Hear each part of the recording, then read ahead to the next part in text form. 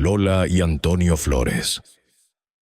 Los 14 días que destruyeron a una familia. 16 de mayo de 1995. En una casa de Alcobendas, a las afueras de Madrid, muere Lola Flores, la faraona, la mujer que durante más de 5 décadas fue una de las figuras más grandes de la cultura popular española. España entera entra en duelo. Pero 14 días después, el 30 de mayo, en una pequeña cabaña dentro del jardín de esa misma casa, aparece sin vida su único hijo varón, Antonio Flores. Tenía 33 años. Durante años, su muerte quedó resumida en una palabra: drogas. Pero esa explicación clínica no alcanza a contar lo que ocurrió alrededor. Porque Antonio murió apenas 14 días después de perder a la persona con la que había mantenido uno de los vínculos más intensos de toda su vida. Y para entender por qué esos 14 días fueron tan devastadores, hay que entender primero cómo una madre pasó años intentando salvar a un hijo que también estaba intentando salvarse a sí mismo. Antes de continuar, algo importante. Esta historia toca temas sensibles, adicción y una pérdida devastadora.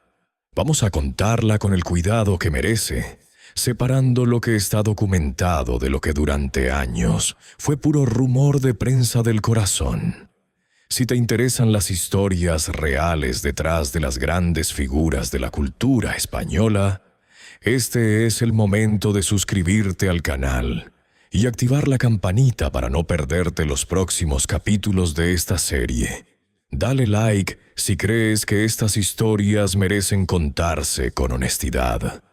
Y cuéntanos en los comentarios si conocías la historia completa de la familia Flores antes de este video. Ahora sí, vamos al principio. A una niña de Jerez de la Frontera que decidió que no iba a ser una mujer más. La construcción de una leyenda. María Dolores Flores Ruiz. Nace el 21 de enero de 1923 en Jerez de la Frontera, Cádiz, hija de Pedro Flores, dueño de un bar modesto, y de Rosario Ruiz, costurera. Debuta como bailaora a los 16 años, en 1939, en el Teatro Villamarta de su ciudad natal. Poco después, la familia vende lo poco que tiene y se traslada a Madrid para impulsar su carrera. Desde muy joven, construyó una identidad artística profundamente vinculada al flamenco, a la copla y a una manera de entender lo español que terminaría siendo inseparable de su nombre. En los años 50 y 60, de la mano del empresario Cesáreo González, se convierte en un fenómeno de masas, con giras que la llevan a México, Nueva York y buena parte de América Latina. Pero quienes la conocieron de cerca coincidían en algo, más que el dinero, que a ella misma se le escapaba entre las manos. Lo que Lola realmente necesitaba controlar era su clan, la certeza de que su familia nunca se rompería. Un matrimonio y una familia construida como fortaleza. El 27 de octubre de 1957, Lola se casa en Madrid con el guitarrista Antonio González, conocido como El Pescailla. Juntos tuvieron 3 hijos, Lolita, Antonio y Rosario. Antonio, el único hijo varón del matrimonio, nació el 14 de noviembre de 1961. Antonio desarrolló con Lola un vínculo especialmente estrecho. Quienes los conocieron han descrito durante años una relación de enorme dependencia emocional, protección y complicidad. Un lazo que acompañó a ambos durante toda la vida adulta de Antonio, y que con el paso de los años se convertiría en el centro emocional de esta historia. Antonio, el músico que quería su propia voz. Antonio era, según quienes lo conocieron desde niño, un chico tímido, sensible, muy distinto al temperamento arrollador de su madre. Pero desde joven dejó claro que no quería vivir solamente como el hijo de Lola Flores. En 1980 publicó Antonio, su primer disco. No fue el éxito inmediato que podía esperarse de alguien con semejante apellido. Durante años su carrera avanzó a golpes, discos con recepción desigual, dificultades personales y una búsqueda constante por encontrar una voz que no sonara a la de su familia, y terminó encontrándola. Escribió canciones con una sensibilidad muy distinta a la de Lola, más urbana, más íntima, más frágil. Canciones como No dudaría se convertirían en algunas de las composiciones más recordadas de su generación. También escribió para sus hermanas. Temas como Siete vidas, Alba y Cuerpo de mujer forman parte de ese legado. Antonio no era simplemente el hijo problemático de una leyenda. Era compositor. Y cuando en 1994 llegó Cosas mías, un disco que llegaría a superar el 500.000 de copias vendidas, parecía que después de años de tropiezos, su carrera por fin encontraba el lugar que había estado buscando. Una madre intentando salvar a un hijo que también intentaba salvarse.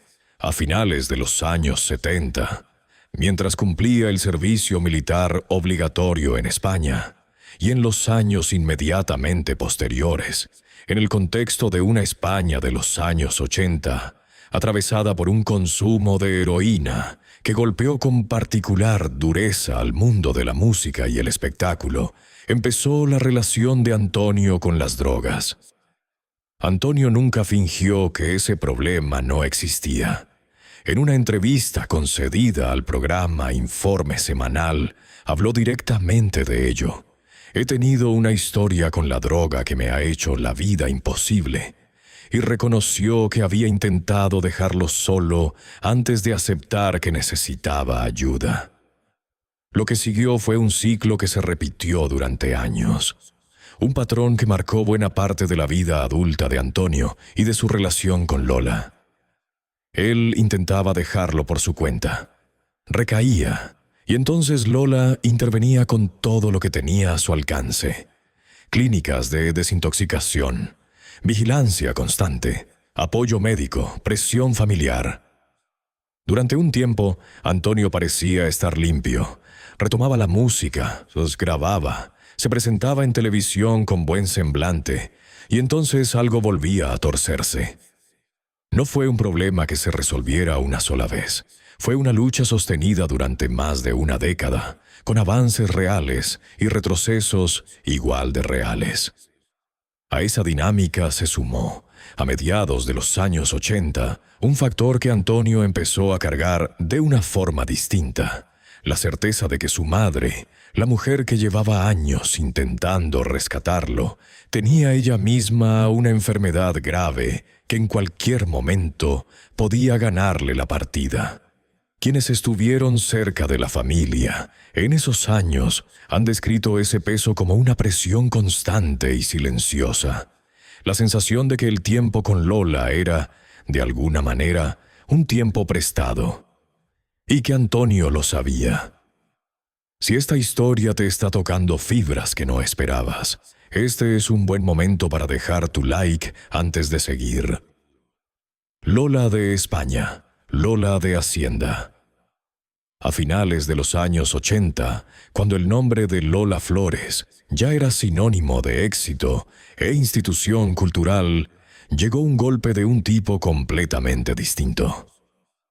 En marzo de 1987, la Fiscalía de Madrid presentó una querella contra Lola y su esposo por un presunto delito fiscal, al no haber presentado declaraciones correspondientes a los años 1982 a 1985.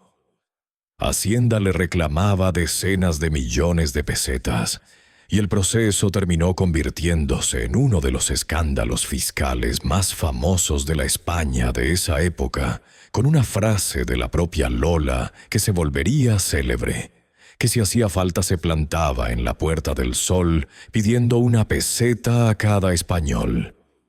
La familia entró en una crisis económica real durante esos años y las giras dejaron de ser una celebración para convertirse en una necesidad urgente de generar ingresos. Mientras esto ocurría, Lola había sido diagnosticada de cáncer de mama décadas antes, a comienzos de los años 70, y había atravesado tratamientos y recaídas a lo largo de los años, sin dejar nunca de subirse a los escenarios. A comienzos de 1995, la salud de Lola se deterioró de forma visible. El 16 de mayo, murió en su casa de Alcobendas, a los 72 años. Cuando le comunicaron la noticia a Antonio, la reacción fue de una violencia desesperada. Golpeó una pared con tanta fuerza que se fracturó la mano. 10 días después de enterrar a Lola, Antonio volvió a hacer lo único que había sabido hacer cuando las palabras no alcanzaban: cantar. Pamplona.